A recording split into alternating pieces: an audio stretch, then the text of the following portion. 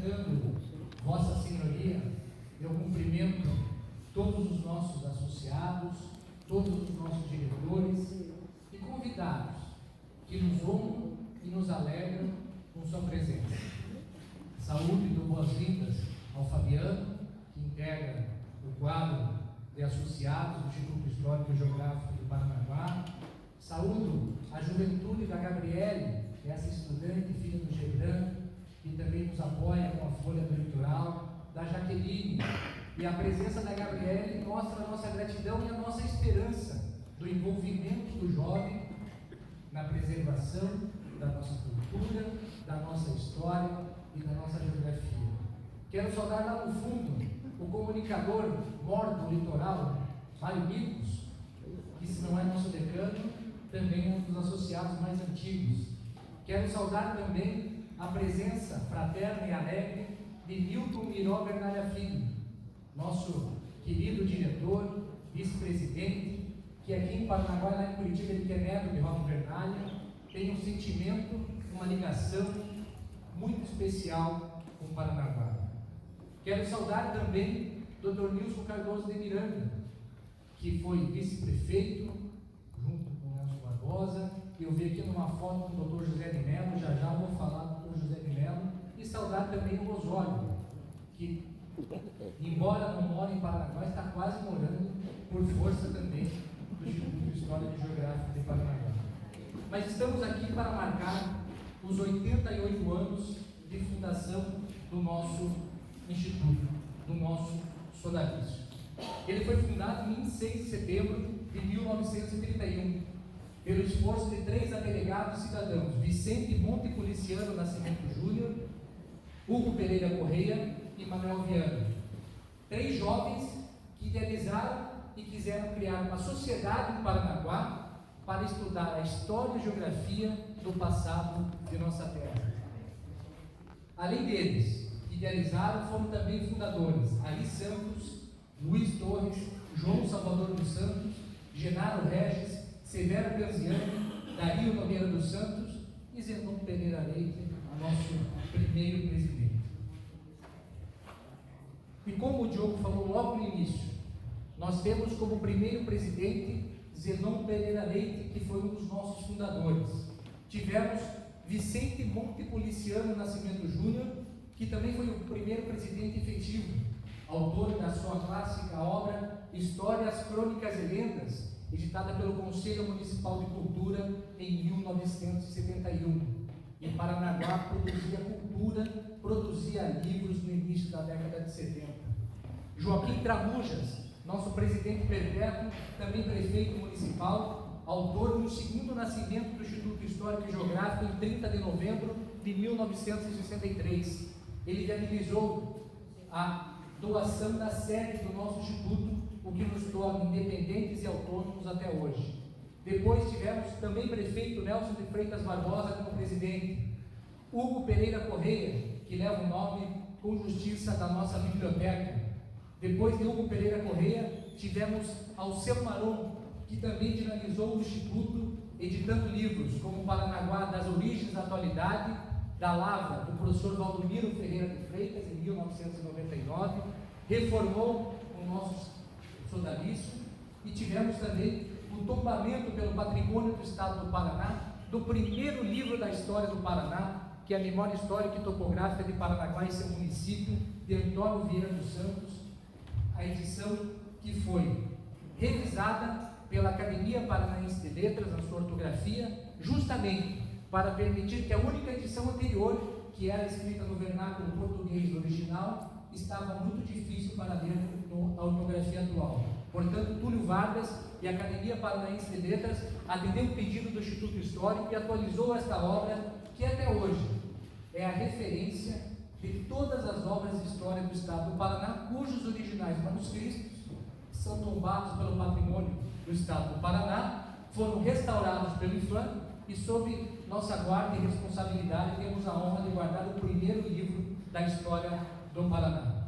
Depois da seu Barão, tive a ingrata missão de sucedê-lo, foi por 2 vezes presidente, e tive a alegria de ter como sucessora a primeira mulher presidente do Instituto Histórico e Geográfico de Paranaguá, que é a professora, musicista Maria Helena Mendes Nis, que nos dá o prazer da sua presença, da sua companhia, sempre ajudando o Instituto em que posição fosse, quer na Fundação Municipal de Cultura, quer como musicista, sempre procurando agregar. E depois da Maria Helena, nós tivemos a Guadalupe, esse amor de pessoa, que quando fui diretor por algumas vezes, estava na sua missão no IBAMA, no Instituto Chico Mendes, e falou: Alessandro, eu vou me aposentar e eu vou ajudar o Instituto.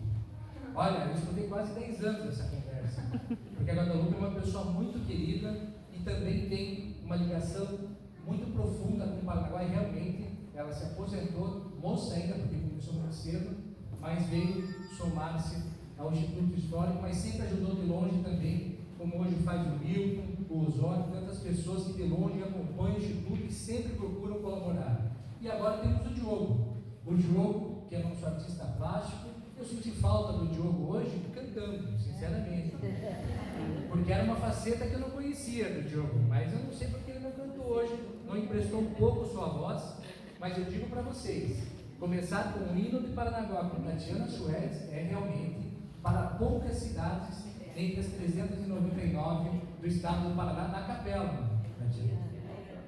Então pode passar, né? Os objetivos do Instituto: estudar e investigar história e geografia de modo geral, promovendo estudos e pesquisas sobre a história e geografia do Paraná. É importante lembrar que o Instituto tem um departamento de geografia, muito estimulado pela Guadalupe, temos uma mapoteca, temos muitos documentos que contam da nossa geografia também. Estudar e pesquisar o folclore do litoral paranaense, cultivar as tradições históricas do Brasil e ainda promover e manter intercâmbio cultural com instituições congêneres nacionais e estrangeiros. O Instituto faz isso de forma elevada com todos os institutos históricos e geográficos do Brasil e outras instituições culturais. Mantemos uma interlocução, um diálogo permanente. Por favor, Dani. Aqui é o prédio próprio da Rua 15 de Novembro, 621.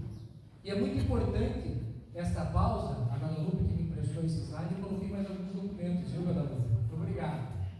Então aqui se faz a diferença. Esse prédio passou por 3 destinações. Primeiro foi a Escola Humanitária Paranaense. Era um dos 2 únicos grupos escolares no tempo do Império em Paranaguá. Vocês já devem ter observado, mas não reparado. Eram 2 colégios, 2 grupos escolares em Paranaguá no tempo de Dom Pedro II. A Escola Humanitária e o Colégio Faria Sobrinho, nas esquinas da Rua Princesa Isabel com a Rua Visconde Nácar. Portanto, a arquitetura das 2 escolas não são parecidas, são iguais. Então isso explica essa identidade que era o modelo do Brasil Império. Depois da escola humanitária, como tivemos a escola normal em Paranaguá, passou a não ter destinação, ela passou a ser um centro de saúde, não propriamente, mas uma casa de vacinação como tinha antigamente. E com a descentralização ou com a centralização da saúde em outro espaço de Paranaguá, este prédio ficou ocioso. E é nesse sentido que tem a presença do nosso então presidente Joaquim Tramujas, que era prefeito de Paranaguá, e hoje, com justiça, leva o epíteto de presidente perpétuo do Instituto, percebeu esta possibilidade e trouxe, em 1962, pediu ao deputado Vidal Vagnoni para que cedesse esse espaço, que aconteceu em 30 de novembro de 1963, para falar que o Diogo trouxe na Folha do Litoral. O argumento foi para ter um museu regional do litoral, com pequenas peças, com pequenas doações, o argumento para ocupar o prédio mesmo. E, portanto, eu faço um parênteses aqui para dizer que aquele museu regional do litoral, que foi praticamente um subterfúgio, um argumento para que pudesse justificar a doação do próprio público, hoje, como o Diogo bem lembrou na Folha do Litoral, se constitui no único museu que temos sobre o cotidiano de Paranaguá, das gerações passadas, do mobiliário, das colonizações que tivemos, dos árabes e tantas outras coisas que contam nos nossos costumes. temos o Instituto Histórico, a Praça Cívica Joaquim Tramujas, temos as estátuas representando as 4 estações do ano, a Árvore Pau Brasil, os restos mortais de Júlia da Costa, que estavam até pouco tempo, quase 15 anos, na frente da Caixa Econômica, estava lá esquecido. Nós tivemos a condição de trasladar os restos mortais de Júlia da Costa e de Leôncio Correia. E ainda o busto em homenagem a Joaquim Tramujas e o Pelourinho, erigido em 6 de janeiro de 1646. O Pelourinho, junto com a Fonte da Gamboa, constituem os 2 monumentos históricos mais antigos de Paranaguá. Eu vou explicar por quê. Nós temos aqui o Tratado de Tordesilhas, assinado em junho de 1494, quando Cristóvão Colombo começava a procurar as Américas.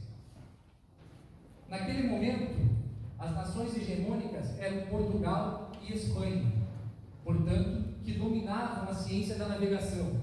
Nós temos, nesta terra descoberta, vale lembrar que só o litoral era conhecido e a parte verde, que ficou para a Espanha, ninguém sabia onde começava, onde terminava.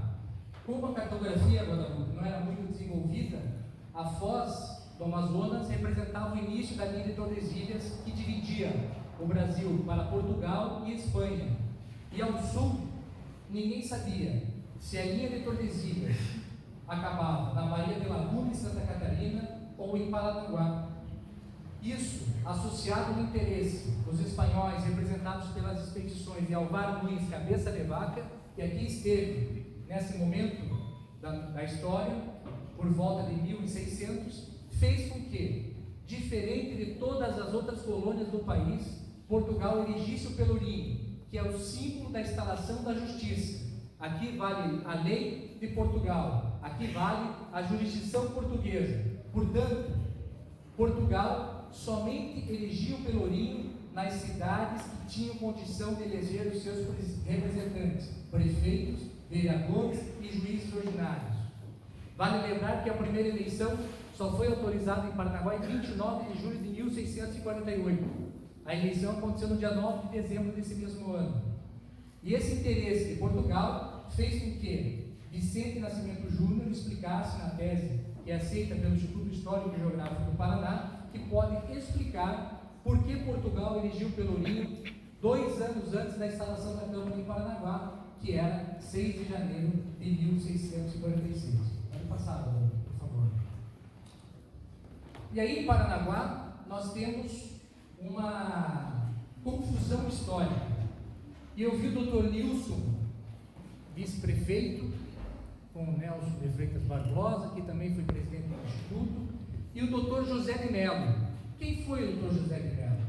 José de Mello foi amigo do Swami Vivekananda, entre outras qualidades.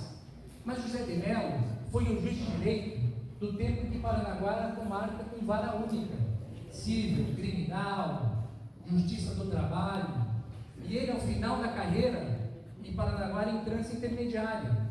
E ele recusou ir para Curitiba para ficar algum tempo, porque amava esta cidade. Para ser promovido na sua carreira, ele não quis, ele chegou um tempo para Curitiba, mas voltou, regressou a Paranaguá. Este foi José de Mello. E por que eu faço esse parênteses? Para tentar esclarecer essa confusão histórica. O único pelourinho legítimo que existe em Paranaguá é o que está na Praça Cívica Joaquim Tramujas, em Paranaguá. Por 3 fatos. Tito Lívio Ferreira, quando se colocou a história da educação luso-brasileira e colocou Paranaguá nesse contexto, porque aqui seria o colégio dos jesuítas, se não tivesse a expulsão determinada por Marquês de Pombal, aqui seria uma universidade 3 vezes maior que a Pontifícia Universidade Católica de Curitiba. E, portanto, na década de 70, uma comissão, incluindo Swami Vivekananda, incluindo o Dr. José de Mello, incluindo Valdomiro Ferreira de Freitas, incluindo Aníbal Ribeiro Filho e alguns outros associados do Instituto, foram até Curitiba perguntar a Davi Carneiro se aquele que está na frente da colegial no Jardim Leocádio Pereira seria o Pelourinho verdadeiro. O Instituto montou uma comissão, foi até Curitiba, visitou por diversas oportunidades e concluíram com a concordância de Davi Carneiro de que o único existente legítimo constitui o Pelourinho do Instituto Histórico e Geográfico de Paranaguá. Tendo em vista as evidências apresentadas e o resultado das pesquisas, do estudo feito, o Instituto Histórico e Geográfico de Paranaguá chega à conclusão de que a coluna de pedra oitavada, encontrada ao lado do rio Itimerê, é autêntica e dessa forma declara formalmente estar como legítimo Pelourinho de Paranaguá, mandado construir em 1646. Se aquele em frente à colegial foi denominado de Pelourinho, se trata de uma réplica. E aí eu me socorro do José Maria Faria de Freitas, que traz uma outra conclusão técnica, porque aquele ali na frente foi cortado com broca, com vidia, um equipamento que só existiu depois do advento da Segunda Guerra Mundial, em 1945. E por que trago essa discussão? Porque em vida, por 2 ou 3 oportunidades, daí eu justifico a lembrança do Dr. José de Mello, não só nas reuniões do Instituto, por 2 vezes ele me chamou sozinho no canto e falou: Alessandro, nunca deixe morrer e confundir essa história. E por que não nessa oportunidade de colocarmos com documentos e não com opiniões, mas com propriedade técnica, esclarecer que o Pelourinho, que é o monumento histórico mais antigo de Paranaguá, junto com a Fontinha, está para a nossa honra e orgulho na Praça Cívica Joaquim Tramujas, e o Dr. José de Mello, por 2 vezes, a última, quando visitamos na sua casa, ele já tinha perdido a visão, me chamou ao lado para que pudesse testemunhar essa história. Vamos lá, doutor? E se ainda não bastasse reconhecer que o símbolo da justiça em Paranaguá fosse a comissão do Instituto Histórico e Geográfico de Paranaguá, fosse o testemunho do Dr. José de Mello, ainda os documentos apresentados, quem reconhece que o Pelourinho original é o nosso, do Instituto Histórico e Geográfico de Paranaguá, é o de Paranaguá, é o que está na nossa Praça Cívica Joaquim Tramujas, é o Tribunal de Justiça do Estado do Paraná, quando editou uma edição comemorativa sobre o Sesc Centenário, os 150 anos da instalação da Justiça na comarca de Paranaguá. Aquele Pelourinho é o legítimo reconhecido pelo Poder Judiciário também do Estado do Paraná. Conhecer e divulgar uma biblioteca denominada Hugo Pereira Correia, uma pinacoteca com diversas obras de Anderson. Temos também um gabinete de curiosidades e ainda um museu de imagem do som, o MIS, que também faz de forma voluntária, de forma graciosa, divulgar, inclusive por disposição estatutária, de forma desinteressada, a história, a cultura, a tradição, os valores que formam a identidade do Paranaguá. Ainda como atividades, temos a manutenção do acervo do nosso prédio, com recursos próprios e parcos recursos, como sempre foi, a história própria, atendimento a pesquisadores, estudantes e escolas, reuniões abertas a comunidades com palestras, museu da imagem do som, participação de conselhos, e ainda é importante ressaltar que nós temos todas as atas das reuniões realizadas pelo Instituto Histórico desde 26 de setembro de 1931 e que também constituem documentos históricos que passam a registrar momentos da vida da nossa querida Paranaguá. Hoje, para encerrar rapidamente, em vários jornais, em várias manifestações jornalísticas, se fala muito em processos civilizatórios, sinais de civilização. E aonde temos essa expressão, Tatiana, sinais de civilização? No hino do nosso município de Paranaguá, que foi estabelecido por Caetano Munhoz da Rocha, no dia 29 de julho de 1915, quando adquiriu a sede, o Palacete dos Guimarães, para instalar a sede do Poder Executivo Municipal. E no seu decreto municipal, Caetano Munhoz da Rocha diz o seguinte: Marilena, música é com você. E lembramos da saudosa professora Raquel Costa. Letra de João Gomes Raposo e poesia. Música de João Gomes Raposo e poesia de Domingos Virgílio do Nascimento. Aos nossos mares vieram dantes, altivas naus velas possantes, inflando a brisa de monção, o Itirité viu os primeiros sinais de civilização. Processo civilizatório, civilização. Nós podemos aprender muito, mas Paranaguá, modéstia à parte, tem muito ao que ensinar. dentre os 399 municípios do Paraná. E por que não, também não do Paraná? Porque quando o Paraná foi emancipado em 1853, Paranaguá já existia há 205 anos como vila, como cidade, com oportunidade de eleger seus representantes. E a mensagem que eu deixo me despedindo em nome do Instituto Histórico e Geográfico, que muitas vezes nós queremos olhar para fora para encontrar valores, nós queremos olhar para fora para encontrar talentos, nós queremos olhar para fora para encontrar soluções, mas talento, dons, soluções, certamente nós temos e muito aqui em Paranaguá. Vale registrar o coral da UNAT, pela Priscila, que nos alegrou e nos encantou aqui com a música de extrema qualidade. Portanto, vamos olhar para dentro de nós, Paranaguá. Seja feliz, presidente Diogo, seja feliz na presidência dos 88 anos do Instituto Histórico e Geográfico de Paranaguá. Tenho dito e o direi sempre. Muito obrigado.